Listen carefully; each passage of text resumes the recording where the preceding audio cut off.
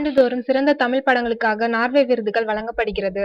2014ஆம் ஆண்டு வெளியான சிறந்த படங்களுக்கான 6வது நார்வே திரைப்பட விழா விருதுகளுக்கு தேர்வானவர்கள் பட்டியல் தற்போது அறிவிக்கப்பட்டுள்ளது.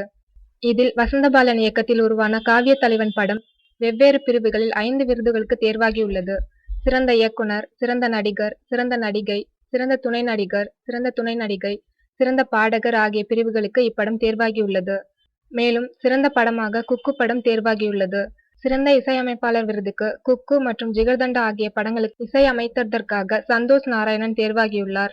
இவற்றுள் சிறந்த திரைப்படத்திற்கான விருது குக்கு படத்திற்கும், சிறந்த இயக்குனருக்கான விருது காவிய தலைவன் படத்திற்காக இயக்குனர் வசந்தபாலன் அவர்களுக்கும், சிறந்த நடிகருக்கான விருது காவிய தலைவன் படத்திற்காக சித்தார்த்திற்கும், சிறந்த நடிகைக்கான விருது காவிய தலைவன் படத்திற்காக வேதிகாவிற்கும், சிறந்த கதாபாத்திர நடிகருக்கான விருது ஜிகர்தண்டா படத்திற்காக பாபி சிம்ஹாவிற்கும், சிறந்த குணச்சித்திர நடிகருக்கான விருது காவிய தலைவன் படத்திற்காக நடிகர் நாசருக்கும், சிறந்த குணச்சித்திர நடிகைக்கான விருது காவிய தலைவன் படத்திற்காக நடிகை குயிலிக்கும், சிறந்த இசையமைப்பாளருக்கான விருது ஜிகர்தண்டா படத்திற்காக சந்தோஷ் நாராயணனுக்கும், சிறந்த பாடலாசிரியர் விருது குக்கு படத்திற்காக யுகபாரதிக்கும், சிறந்த பாடகர் விருது காவிய தலைவன் படத்திற்காக ஹரிச்சரனிற்கும், சிறந்த பாடகி விருது என்னமோ ஏதோ படத்திற்காக வைக்கம் விஜயலட்சுமிக்கும், சிறந்த ஒளிப்பதிவாளர் விருது கயல் படத்திற்காக வெற்றிவேல் அவர்களுக்கும், சிறந்த எடிட்டர் விருது ஜிகர்தண்டா படத்திற்காக விவேக் ஹர்ஷனுக்கும், சிறந்த சமூக விழிப்புணர்வு திரைப்படத்திற்கான விருது சிகரம் தொடு படத்திற்கும்,